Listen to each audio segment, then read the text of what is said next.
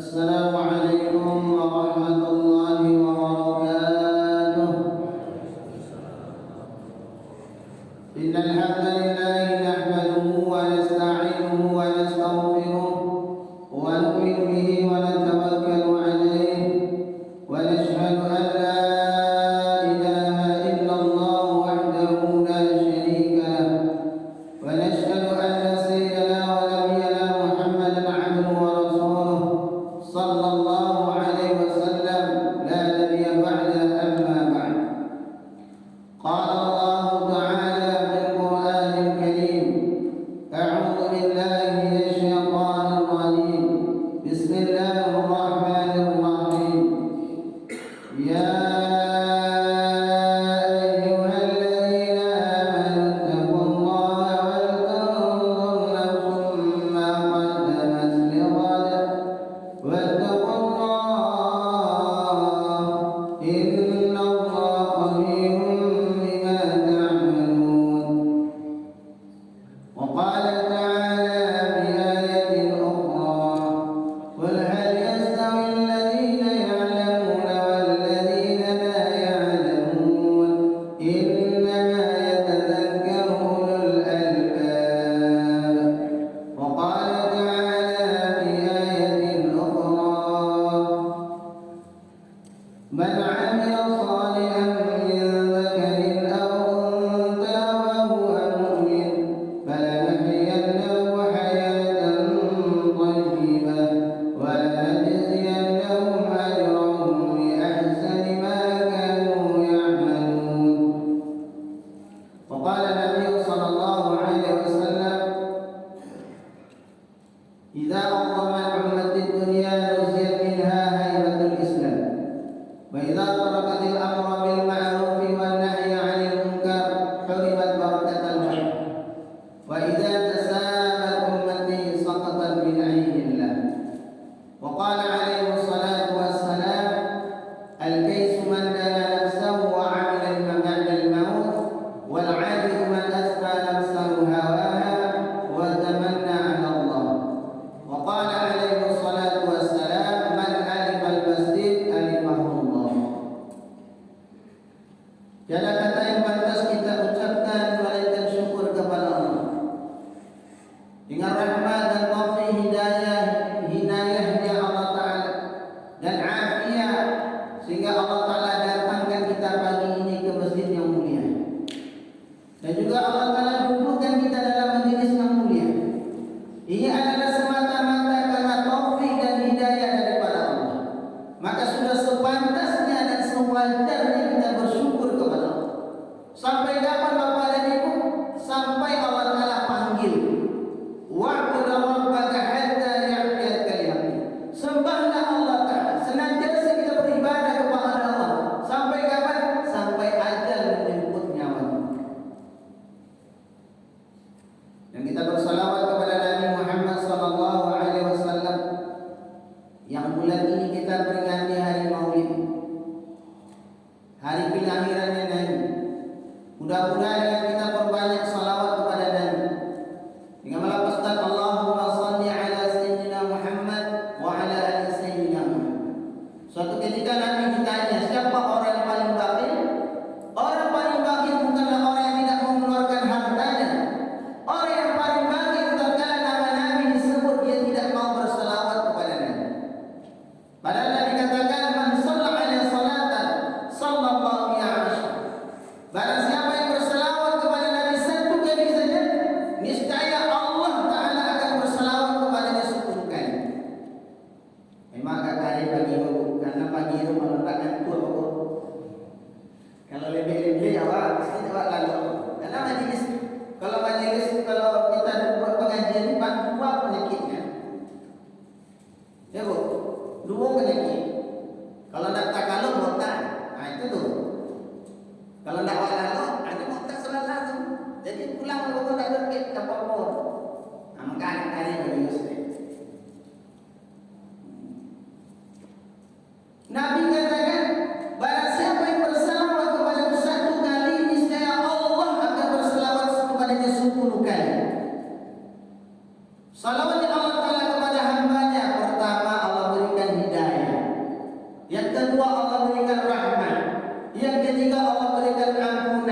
yang keempat Allah berikan ketenangan, kenyamanan, kesejahteraan, sehingga Allah telah mudahkan kita senantiasa untuk taat lagi dan lagi kepada Allah Ta'ala.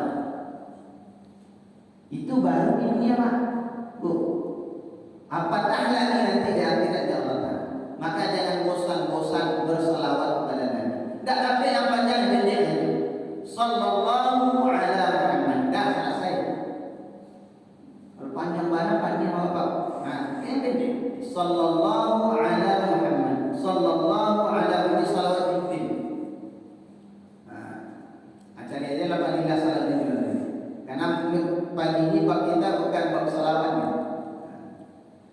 Yang kita muliakan para alim ulama, pengurus masjid, Pak RW, Pak RT, hadirin wal hadirat di ma'asyiral subuh yang dimuliakan oleh Allah Ta'ala. Pagi ini kita akan ambil dari kitab Lubabul Hadis karangan Syekh Al-Imam Jalaluddin Abdul Rahman As-Suyuti.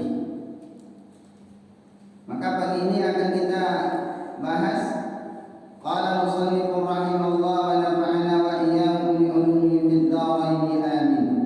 Bismillahirrahmanirrahim. Qala an-nabiy sallallahu alaihi wasallam salasatun turitu qaswatal qalbi hubbul naumi wa hubbur rahati wa hubbul akli. Kata Nabi sallallahu alaihi wasallam dalam kitab ini dikatakan tiga perkara yang akan menyebabkan kerasnya hati. Hati kita ini Pak, kalau hati tak dapat hidayah ini lebih keras lagi daripada batu. Bahkan lebih puas hati ini daripada binatang puas. Akan keluar daripada hati kita nanti sifat-sifat binatang. Suka nerekam orang, suka makan orang. Ini sifat binatang ya Pak. Kalau hatinya tidak diusahakan, akan seperti hutan belantara, akan keluar daripada hati ini nanti dalam perbuatannya sifatnya seperti sifat hewan. Faktornya itu adalah hatinya. Maka kata Nabi, tiga perkara yang menyebabkan hatinya mati. Pertama adalah hubbun naum, senantiasa suka tidur. Di mata duduk situ tak kantuk. Di mata duduk situ tak kantuk. Baru duduk langsung tidur. Lalu duduk di mana pun duduk dia tidur. Hubbun naum, suka tidur. Yang kedua adalah hubbur raha, suka istirahat, sikit-sikit rehat, sikit-sikit rehat. Yang ketiga adalah hubbul akli, suka makan. Sebetulnya tiga perkara ini Pak Bu mempengaruhi nih. Orang kalau banyak makannya sumber penyakit kata Nabi perut. Kalau dah kenyang perut kita Bapak dan Ibu kemana kita cari Pak? Mana yang bisa nyandar nih? Kalau bisa dibawa AC pula kan. Pas pula subuh-subuh nih, dia cocok kali dengan nafsu. Makan dah kenyang. Habis itu hari dingin pula ada AC-nya pula, ada pula tempat nyandar. Cocok betul. Cocok dengan nafsu nih. Dan ini semuanya akar muasalnya Bapak dan Ibu, itu faktornya itu adalah pertama dengan kita banyak makan. Di dalam kitab diceritakan ta'lim wa ta'lim, kitab untuk orang anak-anak pelajar, untuk orang-orang yang pelajar itu diceritakan. Kalau kita banyak makan Bapak dan Ibu, otomatis kita akan banyak minum. Apabila kita banyak minum, maka kemana kita paling banyak? Buang air. Itu otomatis tuh. Banyak makan akan banyak minum, banyak minum akan otomatis banyak buang air. Sehingga waktu kita akan habis untuk situ. Bahkan bagi pelajar itu banyak makan akan menyebabkan otaknya runtuh. Karena sukanya nanti akan tidur. Ketika dicerahkan pelajaran maka dia tidur. Banyak makan, banyak minum. Kalau dalam kitab Al-Quran dikatakan banyak makan akan menyebabkan banyak minum. Banyak minum akan menyebabkan banyak lendir. Ini yang banyak dahak. Dan banyak dahanya pengaruh juga kepada otaknya. Payah dia nangkap. Maka orang-orang terdahulu dia makan sekedarnya saja. Kenapa kita disuruh ibadah puasa ini? Supaya menekan hawa nafsu. Karena keinginan nafsu ini Bapak dan Ibu, innan nafsa la'amaratu bisu. Sesungguhnya nafsu ini mengarahkan kepada keburukan.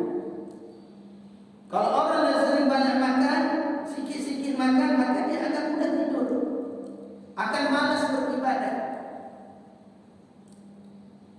Cobalah Bapak dan Ibu makan jam 10 malam. Insya Allah kadang-kadang subuh pun lewat juga. Payah bangun malam.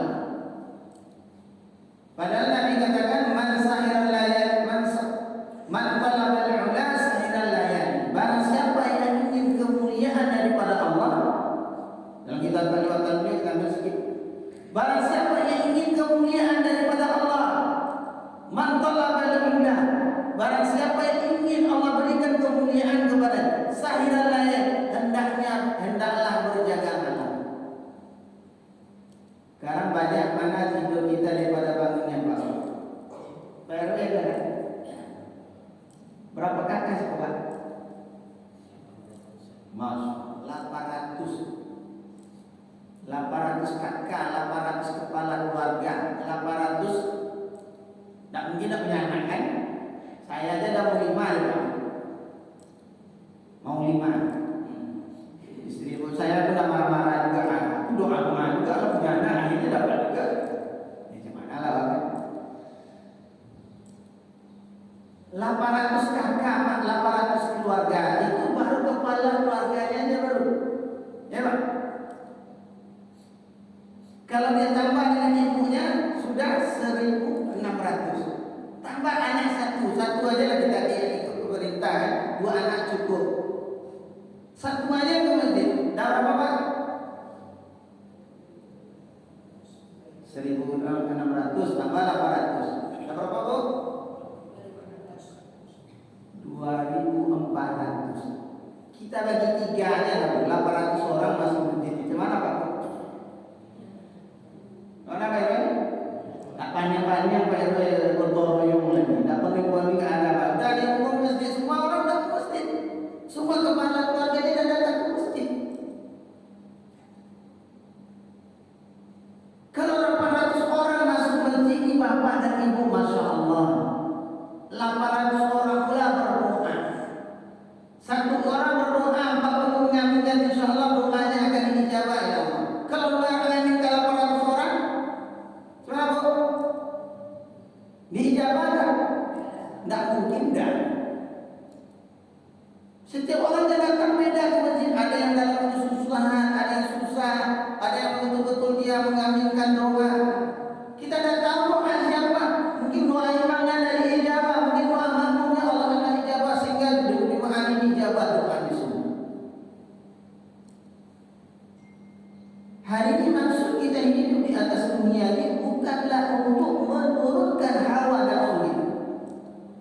Maka Nabi katakan, man syabi'a fid dunya ja'a yaumal qiyamah wa man ja'a fid dunya syabi'a yaumal qiyamah. Barang siapa yang senantiasa kenyang, tak pernah susah, tak pernah lapar di dunia, disuruh puasa, capek puasa, letih. Tak pernah dia tidak merasakan lapar, semua hari-hari kenyang aja.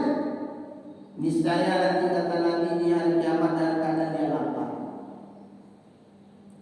Sekiranya diberikan air seluruh lautan untuk diberikan minumnya, maka hausnya tidak akan hilang. Tetapi kata Nabi, barang siapa yang kenyang di dunia, maka niscaya dia akan lapar di hari kiamat. Dan barang siapa yang lapar di dunia ini, insya Allah dia akan kenyang di hari kiamat.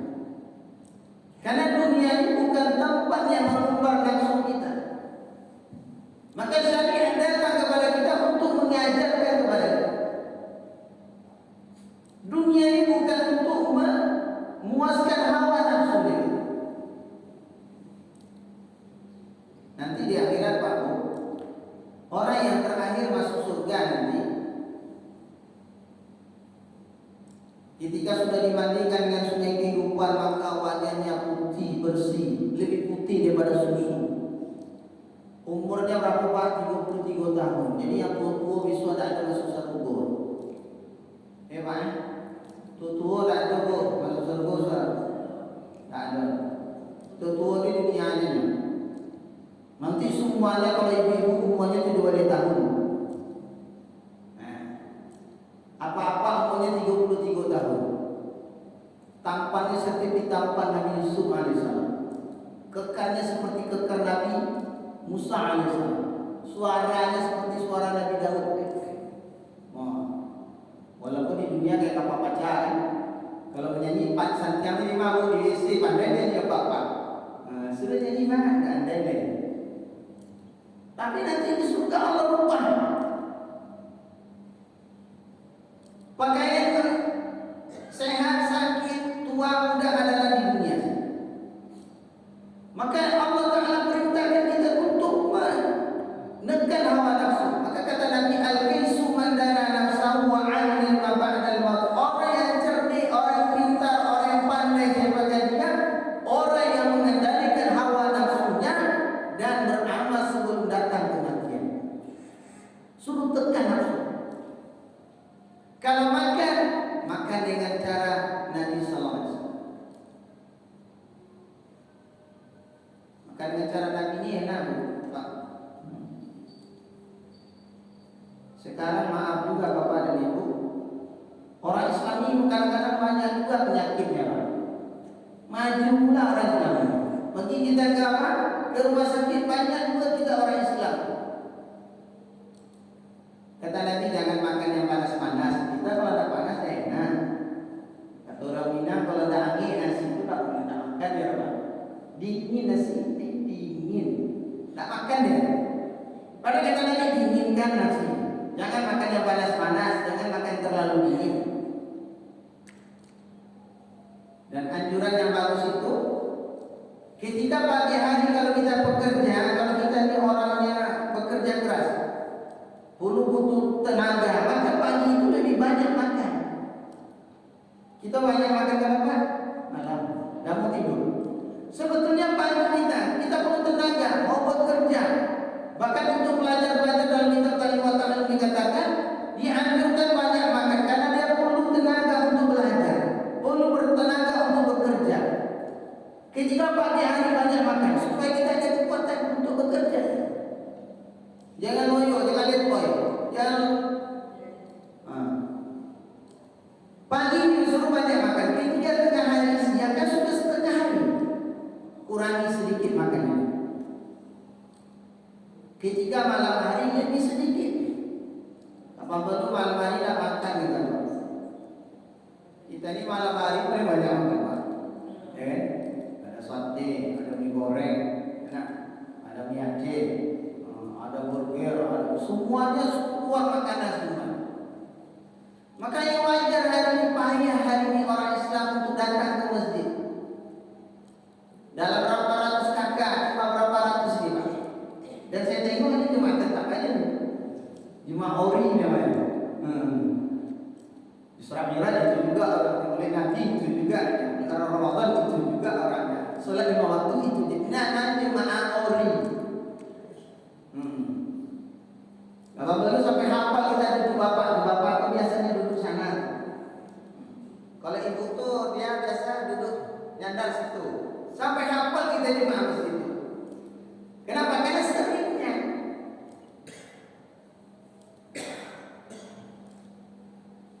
Maka kalau step Nabi itu, kenapa Nabi itu? Mari kita ada muzakarah Bapak dan Ibu. Kenapa Nabi itu dadanya lebih bidang daripada perutnya? Karena Nabi itu dadanya lebih besar daripada perut. Kenapa? Dia cara mengukurnya, misalnya saya di 165 cm tinggi, dikurangi 110, tinggal berapa Bu? 55, tambah 2 kilo, tambah 2, 57. Jadi ideal badan saya itu adalah 57 kilo. Itu idealnya. Nah, itu ideal badan. Sehingga perut kita tidak lebih besar daripada awak yang mana kadang ini bu, gadah pari daripada dado, membusung. Nabi itu respect pada dia. Karena Nabi menjaga makan. Dan faktor makanan ini, maaf bapak dan ibu, akan mempengaruhi kepada lambung kita. Lambung ini adalah sumbernya penyakit. Dan syariat puasa disuruh untuk menekan hawa nafsu kita supaya nafsu makan kurang. Kalau nafsu makan dia akan bertambah, nafsu syahwat akan bertambah. Keinginan begini.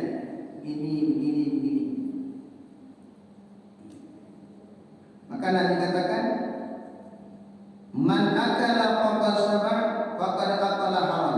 Barang siapa dimakan terlalu banyak, maka sesungguhnya itu sudah makan perkara yang haram. Kadang-kadang tak muat lagi. Tahu ibu kira kan baru kan? Baru itu kan rakus. Dia kira satu dunia berdua kan. Ikut lo nanti itu lagi. Model itu. Kadang-kadang maaf bapak dan ibu, kalau kita makan terlalu kenyang, menyebabkan kita susah beribadah. Tak kenyang pun. Maka Nabi SAW ajarkan makan dengan tiga rongga. Perut kita ini disisakan 3. Sepertiga untuk makanan, sepertiga untuk air, sepertiga adalah untuk udara. Jadi bukan makan ditegakkan kaki, itu bukan makan itik Pak Bu. Maaf, itu bukan makan itik. Kalau kita mau orang Minang kan kalau makan tegak kaki itu makan itik. Bukan, maaf Pak Bu. Itu supaya rongga di perut kita ini terbagi dia, tak penuh semua. Coba kalau makan kita bersilang, pasti penuh Pak. Duduk bersilo tu. Merasa belum kenyang juga, belum kenyang, makan lagi, akhirnya ada kekenyangan, payah. Berdiri pun payah. Dianjurkan oleh Nabi duduk seperti itu. Kalau bapak tak mau duduk seperti itu, tegakkan satu kaki, tak masalah. Duduk iftiros seperti kita tahiyat. Makannya seperti itu. Itu akan tertahan perut. Tak boleh.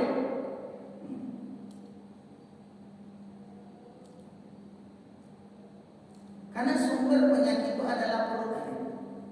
Kalau perut kita senantiasa kosongkan. Makanya apa yang dibilang Nabi SAW? Ketika aku ada makanan, aku akan makan. Dan ketika aku tidak ada makanan, aku akan berbuka. Padahal Nabi SAW bapak dan ibu ditawarkan dunia beserta isinya. Jibril datang, wahai Muhammad, jikalau engkau mau aku jadikan gunung Uhud ini menjadi emas. Tetapi apa kata Jibril? Ya Muhammad, tawadhu. Wahai Muhammad, tawadhulah. Ditawarkan oleh Allah, wahai Muhammad, jikalau engkau ingin menjadi raja, aku akan jadikan kamu raja dan jadi nabi. Sudah jadi raja dan jadi nabi. Tetapi Nabi tidak mau bapak dan ibu. Nabi lebih mau seperti Hamdan, seperti seorang hamba. Aku lebih suka dengan hamdan syakura, abdan syakura, hamba yang senantiasa bersyukur kepada Allah. Jikalau ada makanan aku akan makan, jikalau tidak ada makanan aku akan berpuasa. Maka Nabi ini bapak ibu sehat Pak. Detik-detik akhir Nabi meninggal itu Nabi itu disihir. Nabi itu dikasih racun. Suatu ketika Nabi diundang makan. Tak tahu makanan itu sudah dilumuri racun. Sahabat-sahabat Nabi berapa orang sudah makan. Ketika dia sudah makan kata Nabi, maka sahabat sudah makan buat. Ketika sahabat-sahabat Nabi makan, makanan sudah meninggal. Karena begitu tinggi racun. Waktu itu Nabi memakan juga tapi sedikit. Jadi sisa-sisa racun itulah yang mempengaruhi ketika akhir kehidupan Nabi. Jadi Nabi sakit bukan gara-gara yang lain. Nabi itu bekas racun orang Yahudi itu. Jibril datang, ya Rasulullah, ini makanan sudah diberi racun. Maka Nabi berhentikan. Ketika melihat sahabat-sahabat sudah meninggal, diracun oleh orang Yahudi. Itulah yang menyebabkan Nabi SAW akhir-akhir kehidupan itu pengaruh racun itu masih pengaruh. Ketika Nabi disihir, Jibril datang membawakan surah Al-Falaq dan An-Nas. Ya Rasulullah, engkau ini kena sihir. Iya, badan saya agak panas-panas kata Nabi. Maka bacalah surah ini, baca Al-Falaq An-Nas, terbukalah 11 simpul. Orang Yahudi ini letakkan di mana? Orang Yahudi ini memang tak suka dengan Nabi, Pak. Diletakkan di dalam sumur, kemudian diimpit dengan batu. Nah, ketika Nabi baca Qul a'udzu birabbil falaq, terbuka satu simpul. Qul a'udzu min syarri ma khalaq sampai An-Nas, terbuka 11 simpul. Jadi Nabi ini sakit bukan gara-gara makanan. Nabi katakan kalau aku ada makanan aku akan makan. Kalau tidak ada makanan aku akan berpuasa. Kemudian Nabi SAW bersabda, Sayyidul amal al-jua.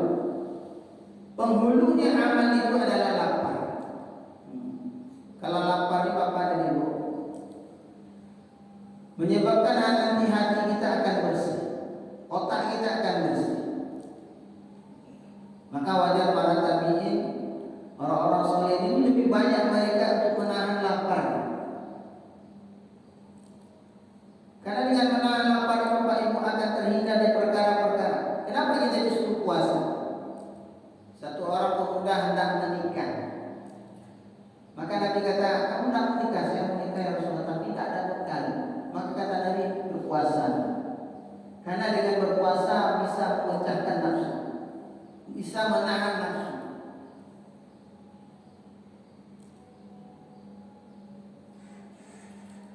Maka syariat datang suruh kita sholat puasa-puasa sunnah untuk menekan hawa nafsu. Karena namanya nafsu di dalam diri manusia. Inna nafsa la'amaratu bisu, sungguh nafsu senantiasa mengarahkan kepada keburukan. Syaitan akan menggoda, dia akan ikut berkompak dengan nafsu. Kata syaitan, sumal ajannahum min baini ayni wa min khalfin wa an aymani wa an syamali. Kerjanya syaitan senantiasa mendatangi manusia, dia akan menggoda anak cucu Adam dari depan, dari belakang, samping kanan, samping kiri. Dan faktor yang menghalangi kita ini untuk taat ini nafsu kita ni Pak. Hujan bulan, solat di rumah aja.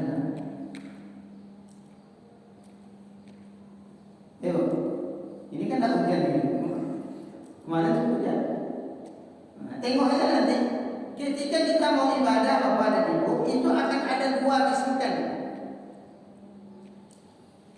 Kalau betul-betul kita rasakan di dalam hati kita, ketika mau ibadah ini akan datang tarbiyah. Lama lagi subuhnya, nanti lagi. Kita bangun jam 2. Ini enak nih sholat tahajud. Kalau kita sholat tahajud, doa atau Quran enak. Masuk nafsu kita. Lama subuh itu 4:42. Amal. Tahajud itu masih bisa setengah 5. Makanya kita pura-pura aja lah. Tidur lagi. Tengok dari jam 3 ini enak kita tahajud. Bisikan datang lagi. Kata anak sudah berlama lagi. Jam 3 sampai jam 5 itu lama. Balik kita lagi. Akhirnya kadang-kadang kita bablas. Rupanya bangun dari 5. Dah siap pula orang sholat. Ini faktor daripada nafsu di dalam diri kita. Maka Nabi katakan barang siapa orang cerdik, orang pintar, siapakah dia? Orang yang mengendalikan hawa nafsunya dan beramal sebelum datang mati. Tak kala kita tekan nafsu kita. Saya beribadah karena Allah. Saya buat ibadah ini bukan karena lain-lain, karena ingin bagaimana Allah ridha. Dia tekan nafsu, menang.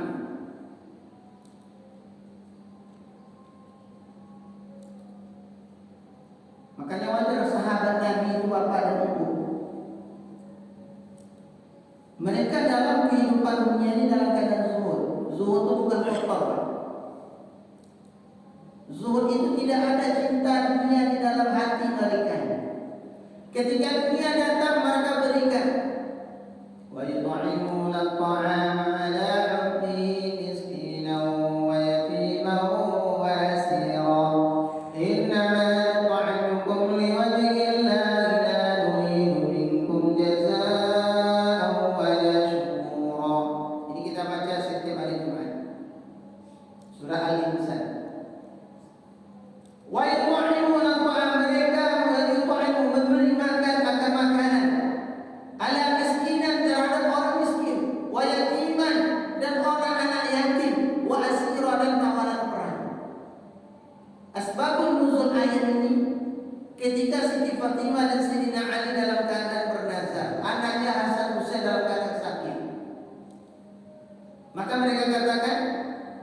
Pak Bu, kalau ada kita ini yang bernazar Pak Bu, niat mesti dibayar. Ya Pak. Kalau ada orang tua kita bernazar, maka kita sebagai anaknya mesti tunaikan nazar. Nazar ini sama dengan hutang. Maka hati-hati dalam bernazar.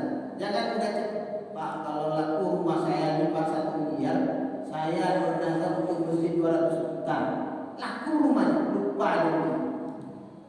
Hati-hati di nazar itu hutang sampai akhirat. Maka jangan mudah-mudah bernazar. Kalau tidak sanggup kita tunaikan, tidak usah. Niat dalam hati aja lah. Kalau lagi guru bawa sedekah aja lah. Dah. Nazar ini bahaya ya Pak. Kalau tidak tunaikan menjadi hutang. Maka 3 hari Hasan Hussein dalam keadaan sakit, mereka bernazar. Kalau anak saya ini sehat, kami akan berpuasa. Maka sehat, maka tunaikan nazar. Sayyidina Ali bekerja kepada orang Yahudi, dikasih gandum. Maka Siti Fatimah dibuatkan roti. Jadilah 5 potong roti. Ketika hendak berbuka sore hari, datanglah yang tadi. Datanglah orang miskin, wahai keluarga Rasulullah, saya ini orang miskin, tidak ada punya saudara, sanak famili. Saya dalam keadaan lapar, berilah mudah-mudahan Allah Ta'ala berikan keberkahan kepada kalian. Diberikan 5 potong roti. Hari kedua seperti biasa karena menunaikan nazar. Sayyidina Ali bekerja kepada orang yang mengaji pada kurbannya, kemudian dikasih tepung gandum, kemudian Siti Fatimah dibuatkan roti, 5 potong roti. Hari yang kedua datanglah anak yatim. Wahai keluarga Rasulullah, saya ini anak yatim, tidak ada punya keluarga, ada orang tua. Saya dalam keadaan lapar, maka berilah saya makanan. Maka 5 potong roti diberikan. Hari yang ketiga datanglah tawaran perang. Maka diberikan 5 potong roti. 3 hari berturut-turut mereka berpuasa tanpa makan apa, cuma minum air putih. Hari keempat, Sayyidina Ali tidak bekerja lagi Pak. Kenapa? Karena nazar sudah tertunai. Tetapi mereka dalam keadaan tak ada yang mau dimakan, sama juga dengan puasa. Tanda cinta mereka yang kepada Allah, mereka lebih yakin apa yang ada dalam khazanah Allah Ta'ala. Mereka berikan semua karena yakin dengan janji-janjinya Allah Ta'ala. Lan tanalul birra hatta tunfiqu mimma. Kamu tidak akan dapat kebaikan yang sempurna sebelum engkau menafkahkan apa-apa yang kamu cintai.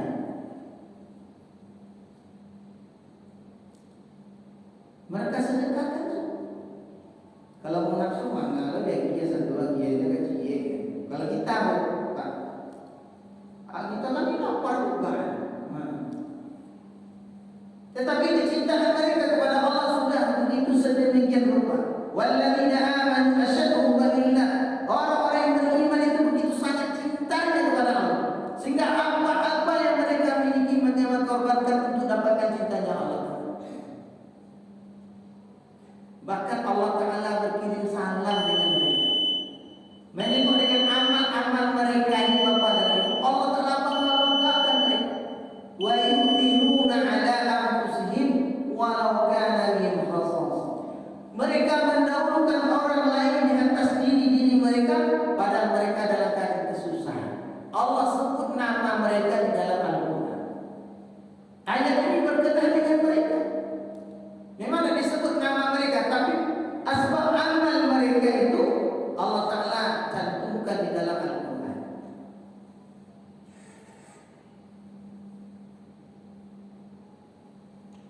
Maka hari ini kita mau latihan. Kalau tidak sanggup kita ada sunnah.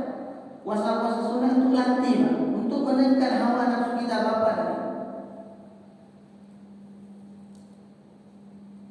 Kemudian Nabi sallallahu alaihi wasallam bersabda, "Ahyu qulubakum bi qillatil dhabhi wa qillatis sab'in wa tatahhiruha bil ju'." Kata Nabi, hidupkanlah hati-hati kamu dengan sedikit tertawa. Tertawa ini akan menyebabkan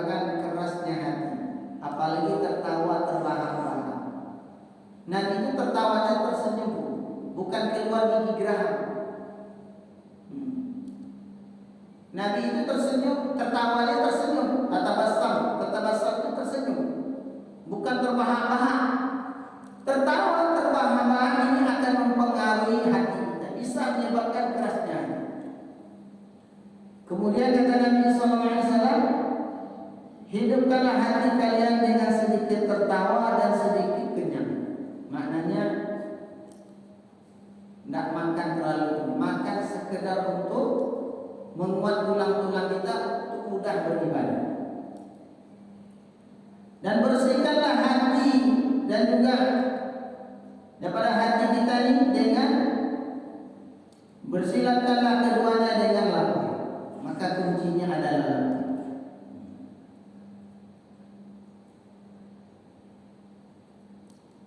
Kalau ada yang bertanya apa Bu sebelum sholat Isya? Maka syariat Islam ini sangat indah Pak. Tidak khusus kita sholat-sholat fardu, ada sholat sunnah.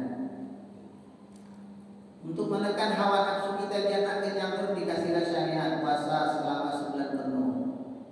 Ada puasa 6 hari, ada puasa Senin Kemis, ada puasa Daud, ada puasa 3 hari tiap bulan.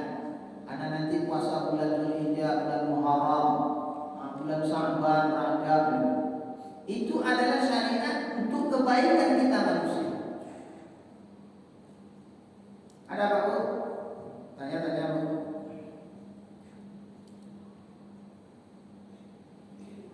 Bawa apa? Pak Ketua? Bisa Pak Ketua ada gitu. Puasa ada puasa sunat Senin Kemis, ada puasa ayam Murdin. Ketika kita melaksanakan sholat dan puasa ayam Murdin bertepatan dengan hari Senin Kemis, ada yang menyatakan bahwa niatnya cukup ayam Murdin saja dengan pahala sunat Senin dapat. Tapi ada juga yang mengatakan bahwa harus diniatkan sunat ayam Murdin dan diniatkan juga bersama dengan sholat hari Senin dan hari Kemis. Mohon penjelasan. Ya Bapak dan Ibu, kalau berjumpa dua amal, misalnya contoh seperti tadi puasa, kita ada istiqomah Senin Kemis, pas pula Yaumul Bid, sama-sama utama pula keduanya. Supaya jangan ragu-ragu, boleh niat dua, boleh Pak. Yaumul Bid kan dia 3 hari tiap bulan dan dia berubah-ubah. Sementara Senin Kemis tak berubah, pasti harinya Senin Kemis dah pasti itu. Kalau Yaumul Bid kan ikut tanggal ya, tanggal Hijriah bukan Masehi. Hijriah ini dah jelas nih 29-30. Karena Hijriah dengan Masehi itu bedanya 11 hari. Kayak saya umur 39 kan, Masehinya 39, Hijriahnya dapat 40. Dia beda 11 hari setiap tahun. Makanya nanti mundur terus, mundur. Supaya kita hati-hati, maka kita niat aja 2 rakaat. Pas hari itu, pas Senin Kemis, pasti yang berbeda, niat aja yang berbeda. Tetapi kalau dia ada yang lebih tinggi fadilahnya, seperti contoh kita Bapak dan Ibu, itu ketika kita tertinggal puasa Ramadan, kan harus pokok. Pas bulan mengqadhanya pada 6 hari bulan Syawal, maka niat itu pertama adalah qadha. Kalau kita niat qadha, pasti bulan 6 hari Syawal dapat pahalanya. Karena qadha lebih tinggi daripada sunat yang wajib. Atau kita masuk masjid nih, waktu mepet 3 menit, mana yang dahulu tahiyatul masjid atau qabliyah? Kalau kita tunaikan tahiyatul masjid, qobliyah tak dapat. Tapi kalau kita tunaikan qobliyah, tahiyatul masjidnya dapat, karena qobliyah lebih tinggi daripada tahiyatul masjid. Itu namanya cerdas dengan dalil. Kalau ragu-ragu kita pasang 2, boleh juga. Ada juga pendapat orang yang pasang 2. Tetapi ketika kotor tak boleh pasang dua. Maksudnya ketika kita kotor, sengaja aku puasa 6 hari bulan Syawal. Maka itu tidak bisa menggantikan kotornya. Tetap niatnya kotor, karena kotor lebih tinggi. Kalau kita niat juga puasa 6 hari bulan Syawal, kotornya belum tertunai. Itu Pak. Ayo Pak. Ini Ustaz, terkait puasa sunnah yang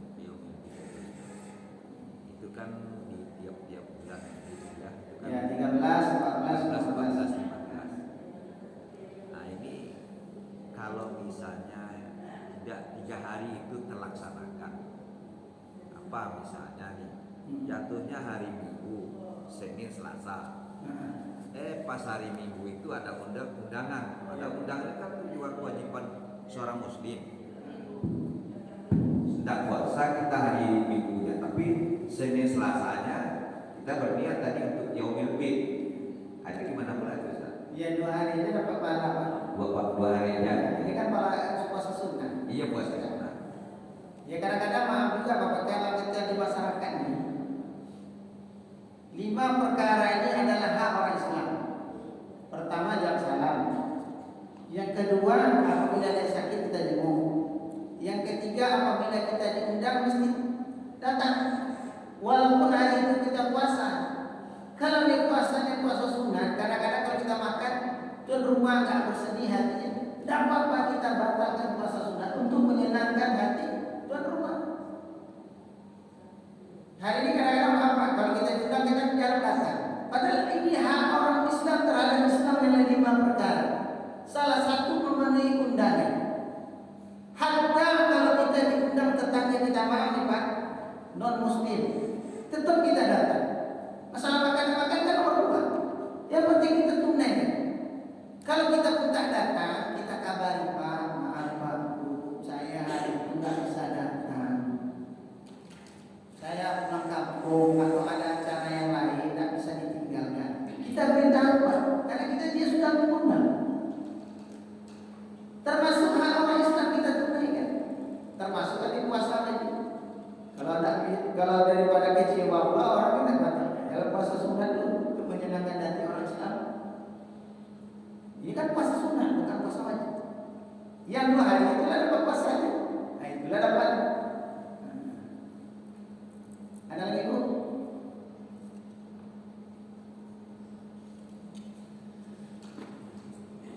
Terima kasih. Terkait dengan sholat sunat rawatib Ustaz. Kalau kita terlambat melakukan sholat sunat rawatib ketika subuh tadi, itu katanya jelas hadisnya bahwa itu bisa diganti dikodok setelah sholat fardu.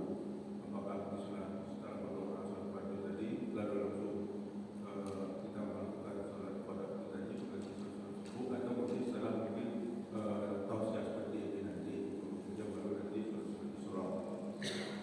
Ada juga yang mengatakan bahwa tidak perlu lagi.